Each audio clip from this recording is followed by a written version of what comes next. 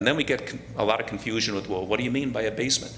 The definition of a basement in this program is any part of the structure that is subgrade on all sides. So if you're in this lower floor area and you have to step up any place around the house to get to the ground, it's a basement. And it doesn't matter if it's a dirt floor, if it's a root cellar, if it's a crawl space, it's below grade, it's a basement.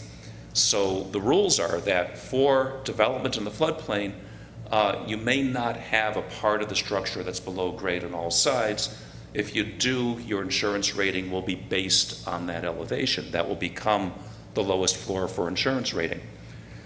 Now, if you've got a studied floodplain, which means you've got a base flood elevation attached to it, then the lowest floor must be at least 2 feet above that base flood elevation, that 1% chance flood elevation.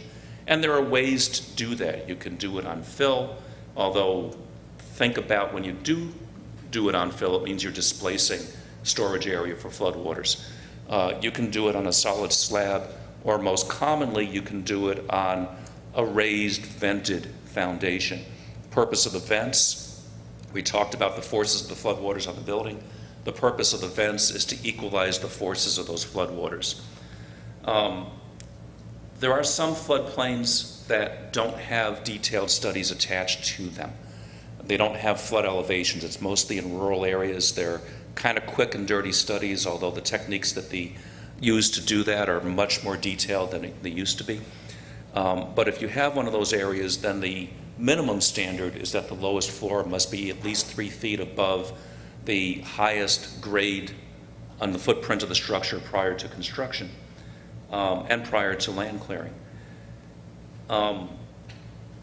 Almost all development in the floodplain requires a permit. So, building code covers buildings, but a parking lot in the floodplain, fill, excavation, farm structures that are exempt from building code, anything that's done in the floodplain is subject to a local floodplain development permit.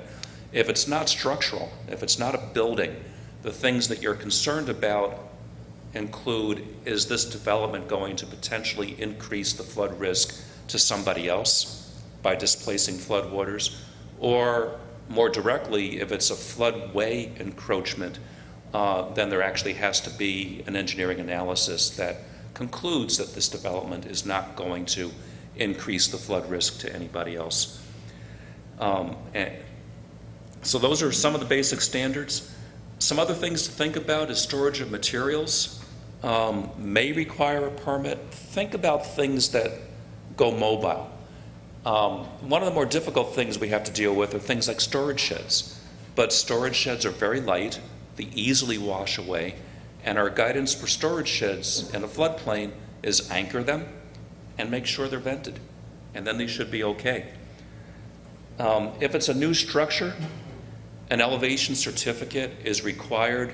It not only gives the local code office the information they need to properly inspect and properly permit that structure, but it also provides the resident with information they need to get their flood insurance properly rated, and it protects everybody. Some things to think about. Is this development going to require emergency rescue? Maybe the structure is high and dry, but you can't get to it, and you've got a disabled person. So these are things. This is not in your local law. This is not